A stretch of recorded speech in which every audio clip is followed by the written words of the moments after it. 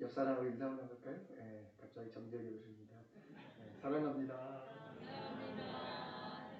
축복합니다.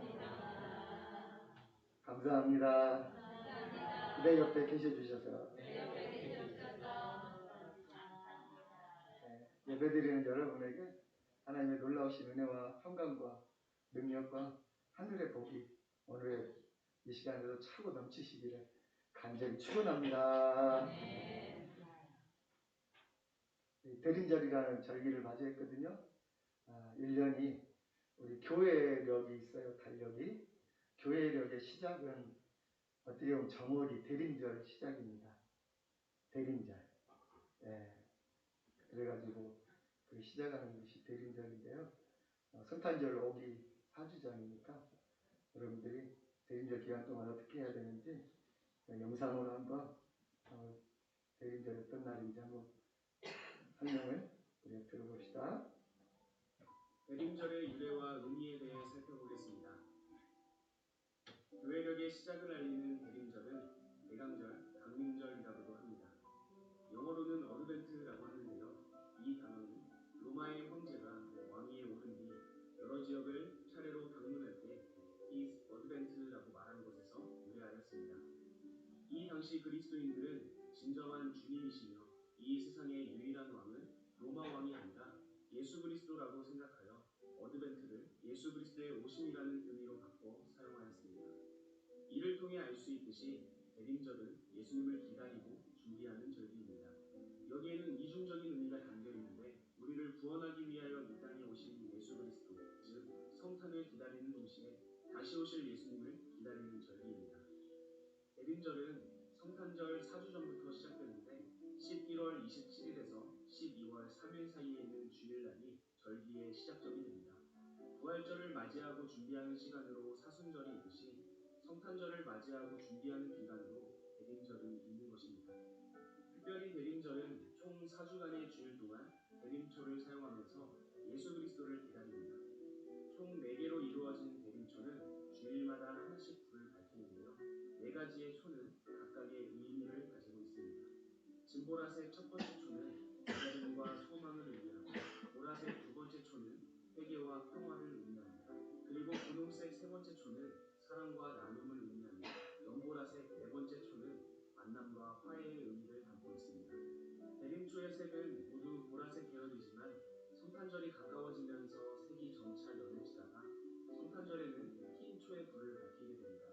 이것은 이사야 1장 18절의 말씀과 같이 예수님을 맞이하는 우리들의 죄가 양털처럼 휘어지게 되는 것을 의미합니다.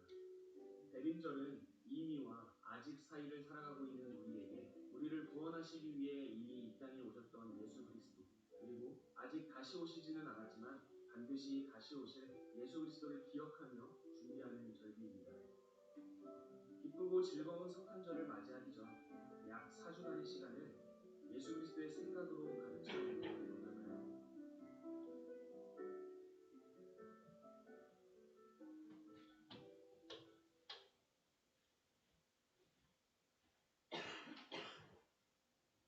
할렐루야.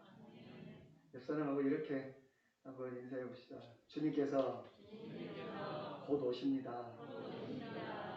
이미 오셨습니다. 다시 오실 것입니다. 네. 표지에다가 이렇게 써놨듯이 마라나타 주 예수여 어서 오시옵소서. 그 예전에는 이 어린아이의 모습으로 참 보잘것없는 그런 연약한 모습으로 오셨지만요, 다시 오실 때는 정말로 백마탄, 왕 중의 왕의 모습, 심판주의 모습으로 이 땅에 다시 재림하실 것입니다. 그런 의미에서 주님의 오심이 우리에게 또 2000년 전을 생각하는 것도 있지만 오늘 저녁에라도 다시 오실 주님을 위해서 우리 믿음으로, 아까 오직 의인은 믿음으로 살리라고 했죠. 마지막 때 내가 믿음을 보겠느냐 그러셨거든요. 내 안에 예수님을 맞이할 만한 그 믿음이 지금 있는가를 한번 보시기를 바랍니다. 다른 거 없어요. 돈으로 뭐 사람이 평가받거나 하나님 나라는 돈으로 또는 뭐 인물로 무슨 자기가 대통령이 되고 국회의원이 됐다고 또 무슨 학벌이 서울대를 나왔고 하버드를 나왔다고 그걸로 예수님 맞이할 수 있는 게 아니에요. 돈을 또 많이 벌었다고 칭찬해 주실 것도 아니에요. 오직 믿음. 내 믿음이 어느 위치에 있는가를 예수님 앞에서 이 대림절에 한번 돌아보시는 여러분 되시기를 바랍니다. 올 한해도 어느새 대림절 첫 주일이 되었죠. 벌써 이 달력이 한 장밖에 안 나온 것 같아요. 이렇게 진짜 세월이 살같이 빠르게 지나는지. 옛날에는 애들 키울 때는 참 세월이 안 간다는 생각이 있었고 어릴 때는 참 빨리 세월이 가가지고 어른 됐으면 좋겠다. 내 맘대로 하면 좋겠다 그랬는데 지금은 시간 가는 게 두려워요. 어르신들 앞에서 죄송합니다. 진짜 세월이 이렇게 정해없이 가는가. 시간 가는 게 너무 두려워요. 예. 이러다가 정말 아무것도 못 남기고 하나님 앞에 잘했다 칭찬받는 종이 되어야 될 텐데 불충한 종이라 게으른 종이라 그런 말을 들을까봐 때로는 찬양을 또 했어요. 정말 하나님 이 대림절 동안 매주 촛불을 하나씩 밝혀가며 평탄한 주님을 기다릴 때 내 마음에도 어둠이 물러가고 불신이 물러가고 나를 이 없애고 있는 옛 습관과 어둠의 그런 영들이 주님이 주시는 빛으로 해와 같은 주님의 그런 능력으로 온전히 물러가기를 원합니다. 온전히 자유케 되기를 원합니다. 해강절은 한마디로 기다림의 계절입니다. 인생이 다 기다림이죠. 애기 태어날 때부터 애기 낳을 것을 기다리고 애기들은 엄마를 기다리고 나중에 학교 가면 또 학교에서 오는 걸 기다리고 나중에는 연인을 기다리고 애인을 기다리죠. 그 다음에 결혼할 것을 기다리고 군대 갈 애들은 군대 갈 것을 듣고 빨리 제대하고 나올 것을 기다리고 우리 둘째 아들이야 동쪽 자꾸 들어가고 있어요. 군대가 배치를 받았는데 그래서 다행히 운전병인데 눈도 많이 오는데 지금 운전병이어서 요즘 애들이 없어가지고요. 여당입니다만은 청년들이 없대요.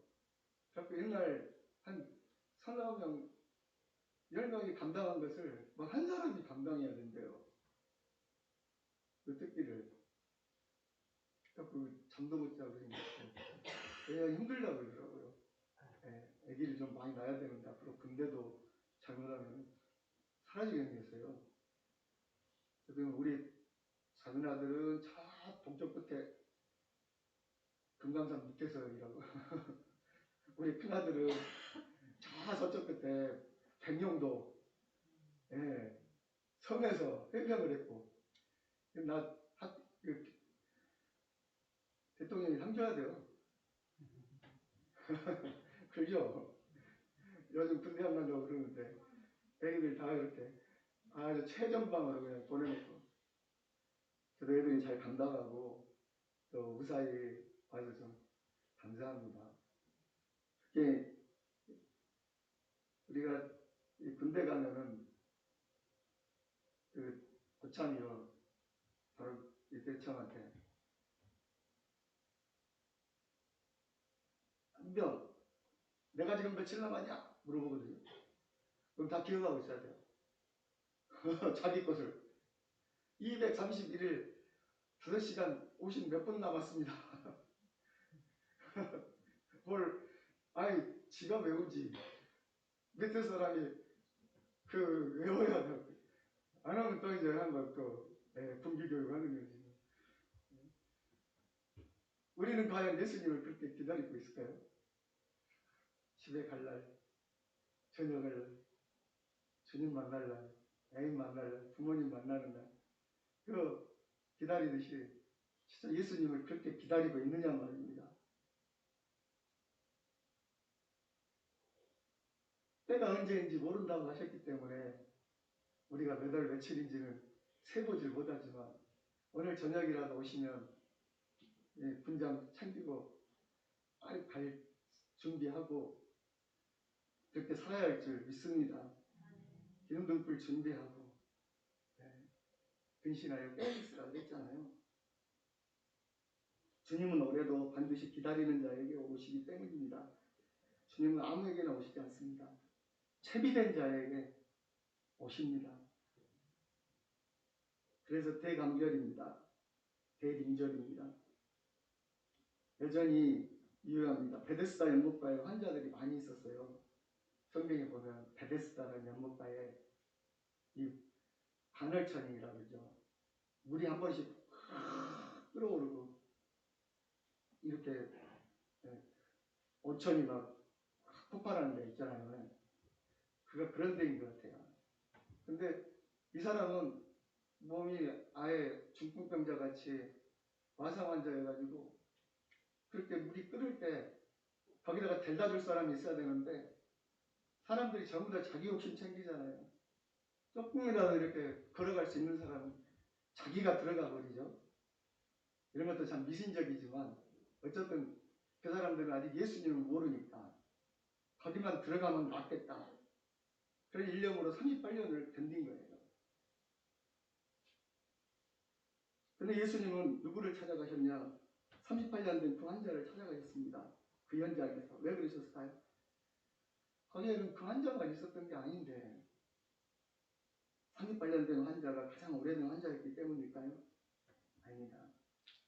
다른 사람들은 다 절망하고 체념하여 그냥 누워있었지만 38년 된 환자는 30년이 가도 40년 넘는데도 여전히 소망을 가지고 내가 저기만 들어가면 누가 저기면 나를 인도해주면 내가 살리라 내가 나으리라 그런 소망을요 포기를 안 했어요. 그것도 믿음이죠. 미신적인 믿음이지만 그토록 병이 오래됐음에도 포기하지 않고 메시아를 기다렸습니다. 그래서 주님이 다른 모든 환자를 지나쳐 그를 찾아가 은혜를 베푸신 것입니다. 네 자리를 들고 일어나라. 그 물속에 들어가지 않아도 예수님을 만나고 예수님을 영접하니까요. 그가 38년 동안 걷지 못하던 사람이 그 냄새나는 돗자리를 던져버리고 일어나 뛰며 우리 찬양했어요. 할렐루야. 또 주님의 오심을 간절하게 기다려야 돼요. 주님이 나를 만져주심을 나도 간절히 기다려야 돼요. 그렇게 다니엘 기도에 보면 그 사람들은 왜 이렇게 은혜 체험을 많이 했는가? 남의 일이었잖아요. 지난번에 말씀드렸지만. 근데 그 일이 나에게도 일어날 수 있을 줄 믿습니다. 예수님만 내가 제대로 만난다면, 예수님만 내가 제대로 믿는다면 그보다 더한 일도 할 것이요. 할 수도 있거든요. 무슨 말이냐. 믿는 자에게 능치 못할 일이 없느니라. 겨자씨만한 믿음일지라도 산을 옮긴다고 말씀하고 있습니다. 올해도 이 대강절을 통해 주님 맞을 준비를 해야 할 필요가 바로 여기 있는 것입니다. 왜냐하면 준비된 자에게, 준비하는 자에게 새로운 감격으로 성탄하실 것이고 우리를 만나주실 것이기 때문입니다. 성탄절은 2024년 전에 일시적인 이례적인 사건이 아닙니다. 성탄은 2000년 전 주님의 성탄을 기념하는, 회고하는 절기가 아닙니다. 올해도 새롭게 성탄하실, 나를 만나주시고 내 안에서 나와 함께 하실 주님을 새롭게 만나는, 실존적으로 체험하는 사건인 것입니다. 맨날 너의 사건이 되면 안 돼요. 저 목사님의 사건, 예수님 은혜 받고 예수님 체험받는 것이 그건 목사님만의 그 독점이겠어요? 누구 간증하는 사람들만의 독점, 예수님이 독점이겠어요? 아니에요. 누구든지 예수님을 기다리고 주님을 부르고 간구하는 자는, 그 이름을 부르는 자는 예수님을 만날 수 있을 줄 믿습니다. 내 안에, 우리 가정 안에, 우리 교회 안에도 올해도 반드시 와 계십니다. 기다린 자에게 주님 또 새롭게 성탄하실 것입니다. 오늘 주님이 이 이사야 61장에서 이 말씀이 굉장히 중요하거든요. 이사야서는요, 예수님 오시기 전에 600년, 700년 전에 적었는데요. 신기한 책이에요. 나중에 메시아이신 구세주가 어떻게 올 것인가를 600년 전에 짜 맞춘 게 아니라요. 600년 전에 적어놨는데 그가 어떻게 태어나실 것인가. 동정이요, 처녀에게서 나시고, 그리고 말씀이 육신이 되어 임마누엘 하시고, 네. 그리고 또 어떻게 죽으실 것인가. 채찍에 맞고 못에 찔리고 침뱉음을 당하고 십자가에 죽으실 것을 이사야는요, 눈으로 본 듯이 예수님에 대해서 다 적어놨어요. 그 태어나심과 그 사역과 그 죽음과 부활까지. 놀랍잖아요. 거의 600년 전에 어떤 사람이 정영석은 어디서 태어날 것이고 무슨 일을 하다가 어떻게 죽을 것이다. 그게 다 맞아 들어간다면 여러분 믿으시겠어요? 그래서 성경은 거짓이 아닌 거죠. 어떤 사람은 다 꾸며냈다고 보는데 아니에요. 역사가 말해주고 있잖아요. 그래서 유대인들은요, 이사야서를 좋아하면서도 이사야서를 안 읽으려고 해요. 띄엄띄엄 넘어가 버려요. 지금도 유대인들이 율법으로 줄줄 외우고 살잖아요. 이사야서가 배 곤혹스럽대요. 왜냐하면 거기에 누가 등장해? 자기들이 죽였던, 유대인들은 끔찍하게 여기는 십자가에 달리신 예수님의 모습이 나오니까, 그분이 메시아라고 아직도 인정 안 하니까 참 불쌍한 민족이죠. 그러니까 시험도 많고 고난도 많잖아요. 지금도 저렇게 전쟁하면서 몇백 명이 인질로 사로잡히고 죽어가고 또 싸우고 다투고, 이게 예수님의 평화가 없기 때문이거든요. 이스라엘도 유대인들도 이사야에 말씀하신 예수님을 믿었으면 좋겠어요. 61장 오늘 말씀은요, 예수님이 이 땅에 오셔서 사명 선언문이에요. 나는 이 땅에 와서 이런 일을 하련다, 이렇게 선포하신 그런 내용이에요. 메시아가 오시면 이런 일을 할 것이다. 그걸 사명 선언문이라고 하거든요. 우리가 간호사들은 간호사 성서가 있잖아요. 선생님은 선생님 성서가 있고요. 목사는 목사 성서가 있어요. 안수받을 때. 근데 예수님도 뭔 선언서가 있을까? 있어요. 이사야 61장이 바로 예수님, 메시아이신 예수님께서 하실 일을 선언하고 계신 거예요. 여호와의 영이 내게 내리셨으니, 성령이 예수님에게 내려서 기름 부어주신다는 거예요. 여호와가 기름 부어주신다. 여러분, 그리스도란 말이, 메시아란 말이 기름 부음을 받은 자란 말입니다. 할렐루야. 예수 그리스도 믿잖아요. 우리는 예수를 그리스도로 믿는 거예요. 하나님으로부터 기름 부음 받은.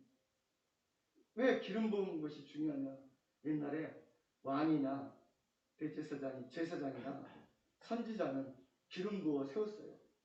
말로 안수하여 가지고 오늘날 목사님, 장로님, 권사님 세우잖아요. 안수집사님. 그것이 하나님이 직접 기름 부어 주신 사람은 예수님밖에 없어요. 그는 왕이시자, 세상의 왕 중의 왕이시자, 우리의 죄를 대속하신 제사장이시자, 하나님의 말씀을 전하는 선지자, 그분이 그리스도라는. 크라이스트, 그리스도가 그런 뜻이 있어요. 그 당시에 수많은 예수가 있었어요. 예수란 이름이 하나가 아니에요, 여러분. 흔한 이름이었어요. 여호와께서 구원하신다라는 이름이니까. 여호수아하고 똑같은 어근이거든요. 근데 그 많은 예수라는 사람들이 있었지만 오직 나사렛 예수만이 그리스도인 거죠. 그가 무슨 일을 하십니까? 마음이 상한 자를 고쳐주신대요. 네, 한번 따라해 봅시다. 마음이 상한 자를 고쳐주십니다. 이사야 1장 5절에 이사야를 들어가 보면서 이렇게 말해요. 너희 온 머리는 병들었고 마음이 피곤하였으며 발바닥에서 머리까지 상한 곳이 없이 상한 것과 터진 것과 서로 맞은 흔적뿐이거늘 그것을 짜며 싸매며 기름으로 부드럽게 함을 받지 못하였도다. 머리끝부터 발끝까지 상한 데가 하나도 없구나. 제가 지난주에 교통사고 당한 일을 말했잖아요. 근데 교통사고 당한 뒤에요. 제일 처음에는 사람이 정신이 아주 빠듯해집니다. 아픈지도 몰라요. 큰 사고 당하면. 손이 잘려도 모른다잖아요. 진짜. 사고가 당하면요. 몸에서 막 초인적인 이게 힘이 나는데 그 다음 하루가 지나고 이틀이 지나잖아요. 그러면 어마어마한 데가 이제 염좌라고 그래요. 아픔이나 이제 먹는데 어디 삔데 막 머리부터 발끝까지 온몸이 아프더라고요. 예, 병원에 가서 그렇게 아픈지 몰랐었어요. 근데 그날따라 새벽 예배 때 이사야 말씀을 강해를 하는 건데 이 1장 이 말씀을 강해하는 머리끝부터 발끝까지 상한 데가 하나도 없구나. 그렇게 아프다. 마음이 아프다. 막 엉엉 울음이 나오더라고요. 기도하는데. 여러분, 이것이 어찌 2000년 전 주님 시대, 2700년 전 이사야 시대만 해당하겠습니까? 오늘 우리들의 모습이기도 합니다. 멀쩡한 사람 있습니까? 여기에 멀쩡한 사람 있어요? 얼마나? 괜히 자기는 아무렇지도 않다는 듯 태어난 척 앉아있지만 우리 다 환자들입니다. 우리 가운데 육신의 상처와 육신의 아픈 거, 허리 아프고 무릎 아프고 어깨 아프면 둘째치고 난리니까 마음의 병, 상처 없이 살아가는 사람들 없습니다. 겉만 멀쩡하지 속은 다 시커멓게 탔습니다. 우리 옛날에 우리 할머님이 할머니 손에 컸다고 했잖아요. 2대 독자의 맞손주였죠. 할머니 손에 컸어요. 어머니한테 잠도 못 자게 했어요. 할머니가 맨날 보듬고자려고 빨고 이게 쓰다듬고. 근데 그분이 하신 말씀이 내가 속이 아니다. 속이 시커멓게 다 탔다. 맨날 그 소리를 해요. 속이 시커멓게. 그때 어릴 때는 그게 뭔 말인지 몰랐는데 요즘에 살다 보니까 그 말이 좀 깨달아지네요. 되게 속상하게 하는 사람들이 많은 거 몰라요. 예. 자식, 하나 가까이 있는 사람 보면 자식, 예. 남편, 예. 한 사람들 다 알죠. 남편, 그럼 아내들 안 그래요. 또 남자들 얼마나 속상하게 하는데, 예. 그 친구들, 심지어 교회를 나왔는데 교회 성도들도 이렇게 속을 썩히네. 예. 예수님 닮아야 되는데 아직도 벗어버리지 못한 옛사람, 고집과 교만과 자기 주장이 세니까 얼마나 지금도 우리는 속으로 피 흘리며 울고 있습니다. 한꺼풀 화장만 벗기면 그 무엇도 치유하지 못할 깊은 상처들이 우리 안에 적나라하게 다 드러납니다. 우리는 이렇게 가까운 사람 때문에, 연인 때문에 날마다 피 흘리며 삽니다. 근데 주님이 오시면 그런 마음의 상처를 치유해 주신다고 합니다. 이사야서 오늘 교동문에 보면 우리가 잘 애송하는 말씀이 있잖아요. 그가 상한 갈대를 꺾지 않으시고 꺼져가는 심지를 끄지 않으신다. 쓸데없는, 아무짝에 쓸데없는 그 갈대도, 상한 갈대도 꺾지 않으시고 꺼져가는 이 심지도 끄지 않으신다. 쓸모없는 그런 것들도 주님은 그것마저 꺾지 않으시고 싸매신다. 짐승들은요, 약육 방식의 세계입니다. 센 놈이 잡아먹고, 같은 동료 중에서도요, 다리를 절거나 약한 놈들은 왕따 당합니다. 짐승들이 그러죠. 예, 지능이 높은 것들은 좀 다를 수 있지만 보통은 그래요. 그래갖고 잡아먹힐 때도 있어요. 이 열대어를 제가 키우다 보니까요, 열대어 중에서도 좀 못나고 조그맣고 요즘은 이 장애 있고 난 애들이 있더라고요. 근데 이놈들이 그놈을 보호해줘야 되는데 가서 툭 건드려갖고요, 못 살게 해가지고 죽여버려요. 갖고 먹어버려요. 와, 잔인하죠. 이게 양육방식, 적자생존의 밀림에 오늘 우리 인간들은 안 그런가요? 우리 세상도 그렇습니다. 근데 주님은 그렇게 하지 않으신다. 상한 갈 때도 꺾지 않으시고 고쳐주시고 꺼져가는 등불도 끄지 않으시고 오늘 주님이 포로된 자에게 노임을, 상처 입은 자에게 이렇게 치료함을 주신다고, 그리고 슬픈 자에게 그 죄를 대신하여 화관을 씌워주신다고, 기쁨으로 그 슬픔을 대신하여 찬성의 옷으로 근심을 대신하게 해주신다고. 그 아픈 시대, 그 나라가 뺏겼거든요. 이스라엘 시대 때. 우리는 일제시대 한 10몇 년이었지만요, 70년 넘게, 그리고 유대인들은 1000년 넘게 벌어다녔어요. 그 상처와 아픔, 나라 없는 슬픔, 그들에게 예수님은 또 이 로마 시대에 오셔갖고 이 말씀을 선포하신 거예요. 여러분에게 어떤 상처가 있습니까? 누가 과연 우리에게 진정한 위로자가 될 수 있을까요? 누가 과연 우리 눈에서 눈물을 닦아줄까요? 최후 순간에 내가 위로가 돼줄 사람이 누구입니까? 주님이 오시면 나의 모든 슬픔을 위로해 주시고 슬픔을 기쁨으로 그리고 찬송으로 바꾸어 주실 것입니다.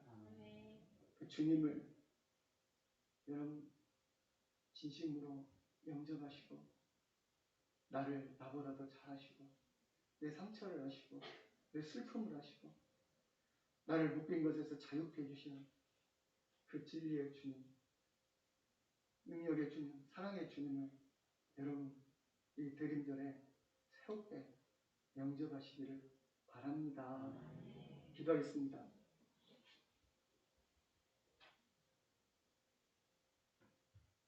아버지, 과연 우리의 진정한 위로자가 누가 될 수 있을까요? 누가 우리 눈에서 눈물을 닦아줄까요? 가까이 있는 사람들이 나를 오히려 슬프게 하고 외롭게 하고 아프게 할 때가 많이 있습니다. 주님, 교회에 와서도 또 외로운 자들도 있습니다. 아픈 자들이 있습니다. 주님을 만나게 하여 주시옵소서.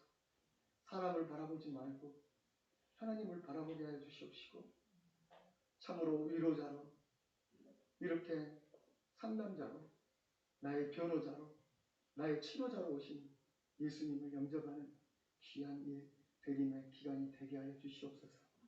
예수 그리스도로 간절히 기도드립니다.